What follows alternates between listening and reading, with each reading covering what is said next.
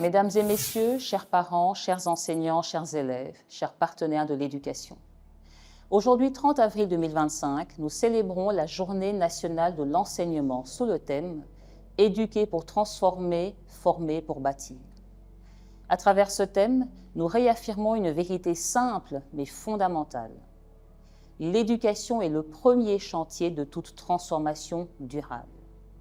Former, c'est bâtir des hommes et des femmes capables de façonner leur avenir et de construire la nation. À cette occasion, je rends un hommage appuyé à toutes celles et ceux qui, chaque jour, avec patience et abnégation, transmettent nos savoirs et valeurs dans nos écoles. Nos enseignants, nos chefs d'établissement, nos inspecteurs, nos cadres administratifs portent l'espérance de la République. Grâce à eux, et malgré les défis, notre école avance. Grâce à eux, l'idéal d'une éducation publique gratuite, inclusive et de qualité devient peu à peu une réalité. Ces dernières années, ensemble, nous avons semé les graines de la transformation. Nous avons élargi l'accès à l'éducation grâce à la politique de gratuité chère au président de la République, chef de l'État. Nous avons bâti en construisant plus de 400 nouvelles écoles et en lançant dès cette année la réalisation de 3000 salles de classe supplémentaires. Nous avons amélioré la qualité en renforçant la formation continue des enseignants, en réformant nos examens nationaux et en intégrant progressivement le numérique dans l'apprentissage. Et nous avons ravivé la citoyenneté en inscrivant dans le cœur de nos écoles le serment de citoyen et en réinstaurant la levée du drapeau et l'hymne national. Chaque salle de classe réhabilitée, chaque enseignant formé, chaque élève encouragé est une pierre de plus à l'édifice d'un Congo fort et uni. Mais bâtir exige persévérance et lucidité. Les défis restent nombreux. Transformer l'école ne signifie pas seulement ajouter des murs et un toit. Cela exige de créer des espaces d'apprentissage où chaque enfant, fille ou garçon, en milieu urbain comme en zone rurale, peut déployer son potentiel. Former impose de valoriser encore davantage nos enseignants, car aucun système éducatif n'est meilleur que ses éducateurs. Innover est une nécessité.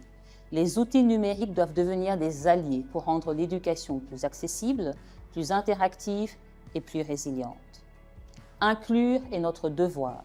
Nous devons tendre la main aux plus vulnérables, enfants déplacés, enfants en situation de handicap, filles exposées aux violences basées sur le genre. Plus profondément encore, l'école doit redevenir le berceau de notre résilience collective. Là où l'éducation s'épanouit, la citoyenneté grandit. Là où l'on forme des esprits libres et solidaires, les sociétés résistent mieux aux crises, aux violences et aux divisions. Éduquer pour transformer, c'est construire une société capable de se relever après les épreuves. Former pour bâtir, c'est forger des citoyens responsables, unis par des valeurs communes, prêts à porter la destinée de la nation. Chers collègues, chers élèves, chers partenaires, l'éducation est une œuvre nationale, un combat quotidien et une promesse collective. C'est ensemble que nous réussirons. Je vous invite, chacune et chacun, à renouveler aujourd'hui votre engagement. Enseignants, soyez les bâtisseurs patients de l'avenir. Parents, soyez les premiers alliés de l'école. Élèves, soyez les artisans de votre propre destin.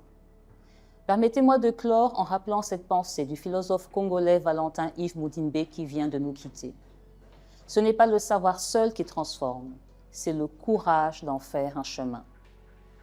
Agissons donc aujourd'hui et chaque jour pour bâtir ensemble un Congo où chaque enfant formé dans nos écoles sera demain l'architecte d'une société plus juste, plus forte et plus solidaire. Nous sommes l'éducation nationale. Nous préparons l'avenir de nos enfants.